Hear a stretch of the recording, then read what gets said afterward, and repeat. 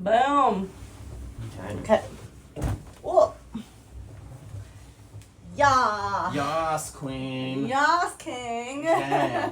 Today we're talking about Pussy Island. Trouble on Pussy Island, which was the original title for Blink Twice. I wouldn't really describe it as a horror movie. Like, there's violence in it, but it's not. I wouldn't say the violence is presented as horrifying violence. So, this movie has been generating a lot of buzz for the fact that it included a trigger warning, which was actually in the Alamo Drafthouse app when we went to buy our tickets for this movie, which I had never seen before for any movie, including Caligula, which was screening at the same time and has an NC-17 rating. So we had a lot of discussion about why this movie in particular had a trigger warning attached to it, and what did we find out? So we did do a little bit of research, and I guess because it came out the same weekend, or maybe the weekend before again.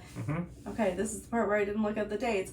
But with Colleen Hoover's It Ends With Us, It Starts With Us, whatever the Colleen Hoover movie is. It Ends With Us with Blake Lively. It's a story about domestic violence. And so, but they didn't include a trigger warning about it at all. And like, there's also a lot of controversy about how Blake Lively has been presenting domestic violence and maybe not taking it as seriously as some people would have liked.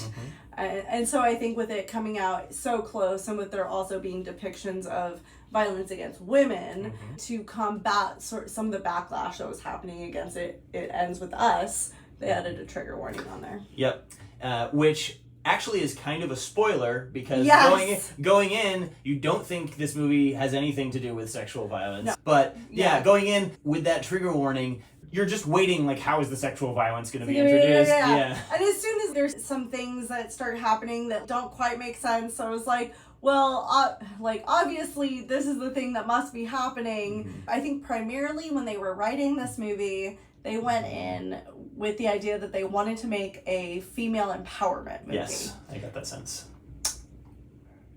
And I would say that they were mostly there.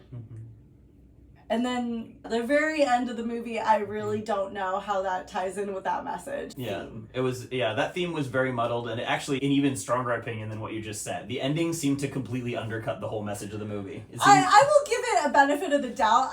This is one of those movies that I would love to actually see an interview with Zoë Kravitz to see what she actually intended by that ending and what it was supposed to represent to her. Maybe Zoë Kravitz would say that she was trying to do something deliberately clever and subversive there, but it feels like the movie just doesn't know what it's saying. And I think this is definitely a movie that I enjoyed, not from a messaging perspective, but from a pulpy entertainment perspective. I think that there were lots of moments in there that were just ridiculous fun.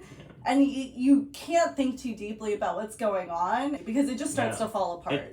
Which makes it a little bit frustrating then that this is a movie that seems to want you to think deeply about the thing. It has a lot of things that it wants to say. There's like the female empowerment thing, there's the sexual politics thing, there's the loss of innocence in the garden thing, there's this whole forgiving versus forgetting. Channing Tatum's character keeps bringing in this theme of, like, I've said sorry so many times, and not only is it never clear what he keeps saying sorry for, but it's also not clear how does that tie into the theme of the fact that he's doing these horrible power politic things on this island. And it seems like a movie that it wants to comment on the Me Too movement, male and female politics. It wants to comment on the decadence of tech bro culture. There's so many things, and it's just never clear, like, how they come together or what they mean. Yeah, and I also would have liked some more insight into Channing Tatum's character, because the story opens up with him apologize. Like, he's clearly done something that he's needed to apologize for. He stepped down from his tech company, and now he's,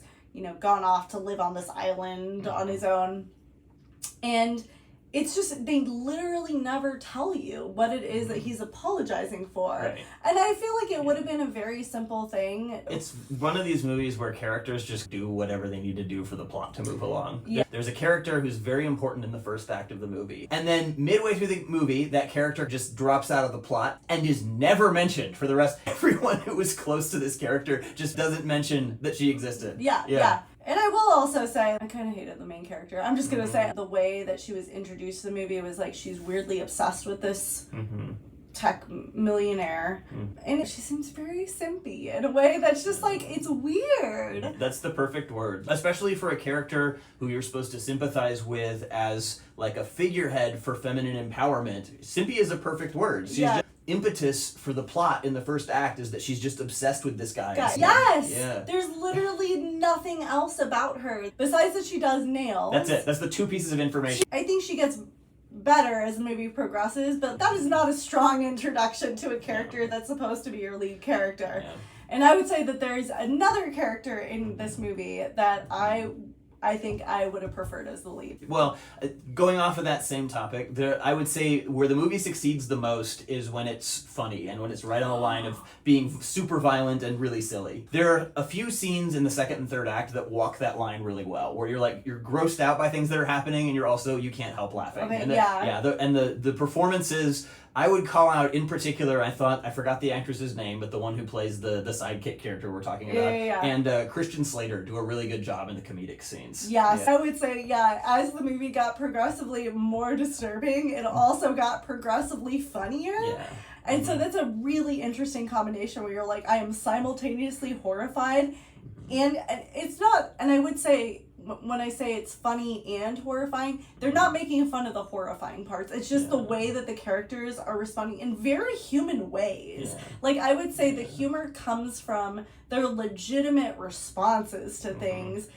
So I never felt like the humor was like at the expense of somebody else. It felt very organic to the situation. That was why, coming out of this, I said the movie that it's reminded me of the most was Bodies. Bodies? Which I absolutely loved. That was one of my favorite movies of 2022. In that movie, I think this is not a spoiler, all the violence in that movie arises out of characters misunderstanding each other and being dumb. And in this movie, in Blink Twice, it's a really similar thing where I wouldn't say it's quite the typical horror movie trope of where you hate these people and enjoy watching terrible things happening. No. It's just so many of them are so annoying and dumb, and a lot of the violence arises out of them being dumb. But yeah, and some of the reveals that deal with the violence, delicious. I was like, oh, that makes me so happy. There's some really satisfying moments, and I think that combined with the humor is what elevates this above a typical sexual revenge movie like Last House on the Left, which is a genre that I just find very tiresome. I mean, if we're comparing it to that, this one, even though the action that was taken against them was horrible, we as an audience don't actively have to really watch that much of it. So it's, even though it's difficult conceptually, we are not subjected to just scenes of them being violated, right? I mean, yes, but not like gratuitously. Right. So, which is like, versus if you see some of the like rape revenge movies, like it is extremely difficult to sit through some of them. Yeah. And so I think this one definitely, you really get to lean in on the joy of these women getting their revenge versus something that feels just much darker and not as fun. Like this definitely, like, for as horrifying as what happens is, you do feel satisfied in a way that's a little bit more fun. Yeah, it is more fun. And I think you touched on something there that I think is a core reason that I don't like rape revenge movies, is that you as the viewer are implicated in participating in these acts by being forced to watch them. Right. Which is something that David Lynch calls out explicitly in Blue Velvet, which is a movie all about voyeurism. And then so the rape revenge movie puts you in the voyeur's seat for these acts of violation, and then it puts you in the voyeur's seat for watching revenge against those people for those acts. So it ends up being like undercutting its own message and being very, very like morally just a muddle, where you're like, am I supposed to, which part of this am I supposed to have enjoyed or not? And, right, you know what I mean? Right. I'm like, I don't enjoy any of this experience. This definitely, I could watch this again. Yeah, it is in a lot of ways. It's a fun movie, and I think that there's